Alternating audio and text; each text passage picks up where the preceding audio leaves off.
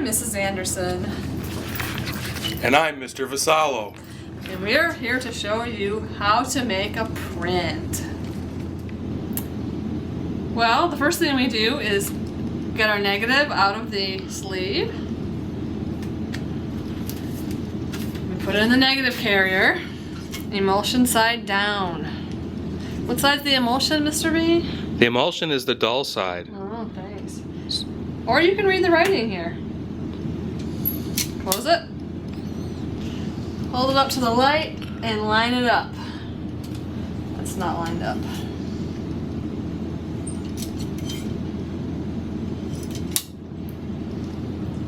Okay. Step 2. Get your negative, hold it tight, and dust it off.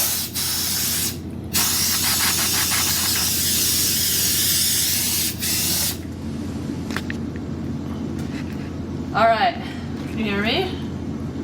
Taking my negative in the carrier, popping it in there. Gonna use this easel, the cropping one, not the glass. And I'm going to turn my light on to the focus mode. So, sometimes you can't really see a picture, so you have to turn your light all the way up to the brightest aperture.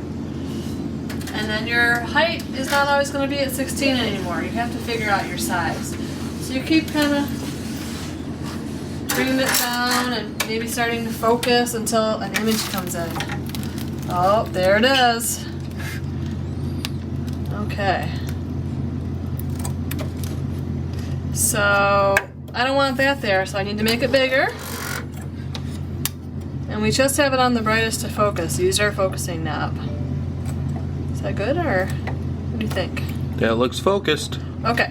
What can I do to improve my composition here, though? What do you think? Well, your subject's faces are right in the center. Maybe we can crop out some of that negative space at the top. Okay, so we could bring that down, but then I have empty room there.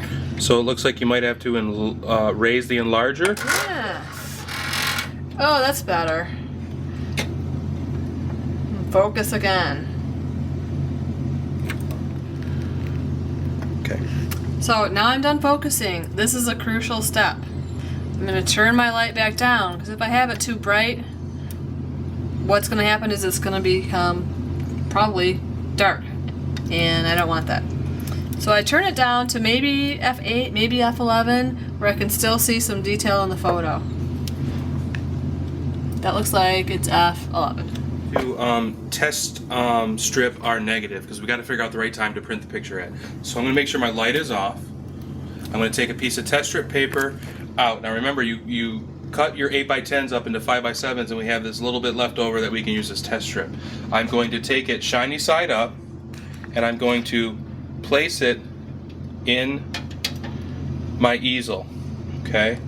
And then I'm going to take a piece of cardboard that I'm going to use to cover up a portion of the test strip, okay? Now our timer, before we were setting our time at like 5 seconds and so on, for negatives you're probably starting off between 2 and 3 seconds for a test strip. So I'm going to start at 2 seconds. And your test strip should be an important part of your photo. Yes, Not in the sky. Don't place the test strip on the sky. Place it over an area that is the main subject, the part that you want to expose for the most. So I'm going to cover up all of it, but probably about a quarter, and I'm going to press my button. The light's going to turn on for 2 seconds and turn off. I'm going to move it over a little bit more. Press the button again. I'm going to move it over a little bit more. Press the button again. I'm going to take it off completely and press the button again. And it's the same process that you went through for your pinhole pictures for making a positive. And you go vertically instead of horizontally. Why is that?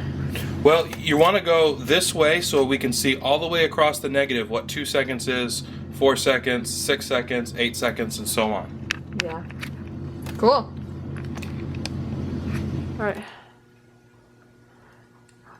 Okay, so I have my test strip. Now, when you're going through the steps for development, you go through all the steps as you would normal, but for fix, when you get to that first fix, go in there for about 20 seconds and then dip it in the water real quick and then come out here, because we're not going to save these test strips. We don't need them to be fixed all the way, just enough so we can come out here in the light and look at our times. So as you can see here, we've got 2 seconds, 4 seconds, 6 seconds, and 8 seconds. Okay, and as I look at that, 2 seconds, it's too light. The highlights there are a little bit washed out. 4 seconds, it looks a lot better, okay? If it was in between, you might then go 3 seconds, okay? Or if you decided that your best time was not quite 8, not quite 6, then maybe you'd go for 7 seconds. So I think my best time for this print is going to be 4. All right, so we figured our test strip time, which is for this negative is going to be 4 seconds. So I'm going to set my timer to 4 seconds. Okay, now I don't have any paper out right now. I'm going to turn my light back on, and I'm just going to make sure that no one came by and bumped my easel and that everything is in focus. So everything looks good here. It's in the right crop. So I'm going to turn my light back off, and since I'm printing a 5x7, I'm going to get out a sheet of 5x7 paper. Now when you put your paper in the easel, we have all these different notches. You always want to push it into the corner notch. So there's a corner notch for the 5x7.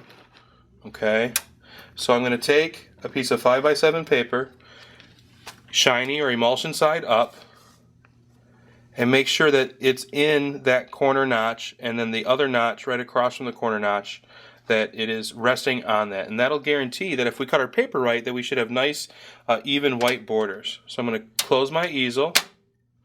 I've got my timer set to 4 seconds. I'm just going to press my button and let it print. I'm not going to cover it at all with cardboard. A lot of students will start to recover this again. We don't do that. We already figured our test strip time.